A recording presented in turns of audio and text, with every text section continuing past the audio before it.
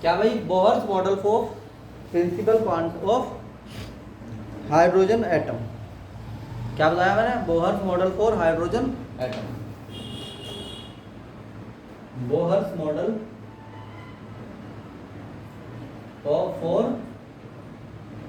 Hydrogen.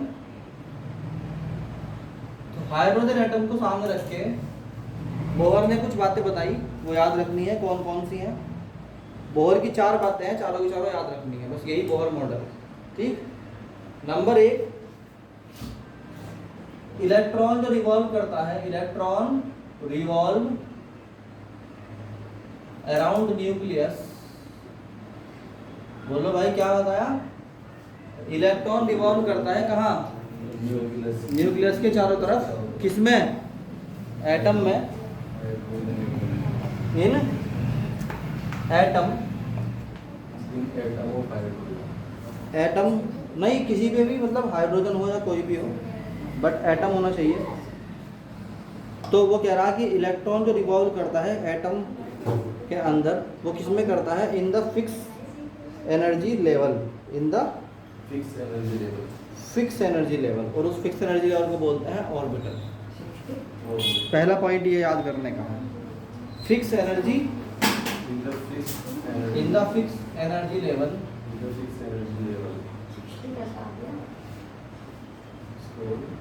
Called क्या? Orbital. क्या कहलाता है भाई वो? ऑर्बिटल। ऐसे न्यूक्लियस बीच में होता है, इसके चारों तरफ n = 1, n = 2, n = 3 and so on. ठीक। क्या होती है?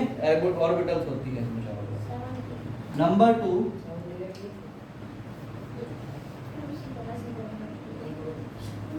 Energy of electron,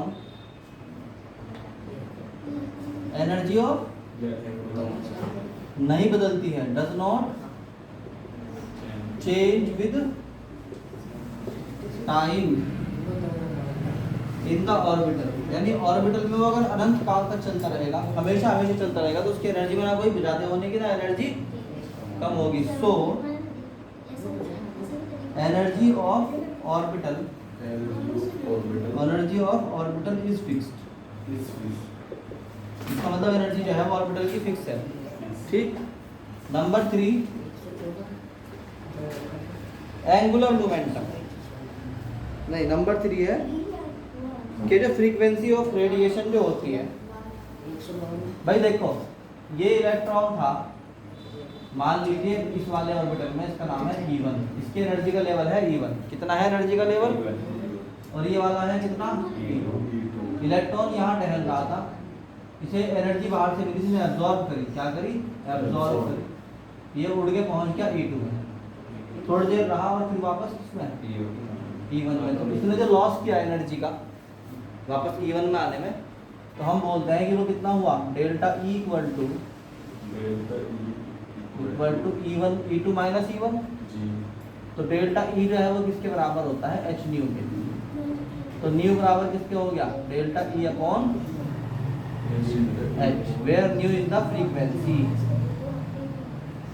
of spectrum, frequency of spectrum. Delta E is the loss in energy,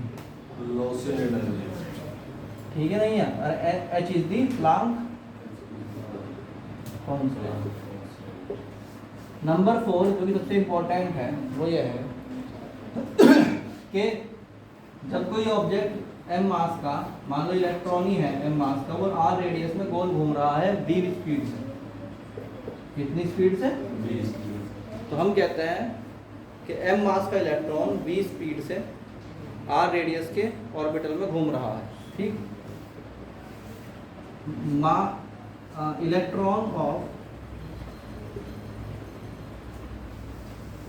of mass m is revolving in orbital of radius, बोलो भाई, r with speed v, with speed v, then angular momentum जो होगा इसका, angular momentum MVR बोलते हैं उसको, क्या बोलते हैं? Angular momentum MVR is equal to NH upon 2 pi,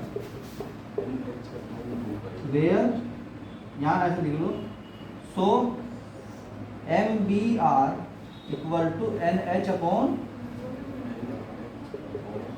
2 pi, where m is the mass of electron, r is the radius of electron, radius of orbit, and v is the speed. So n is the number of shell या orbital, है ना, और h is the Planck constant. ये है क्या? It is the simple form of Bohr model for the hydrogen atom. खत्म.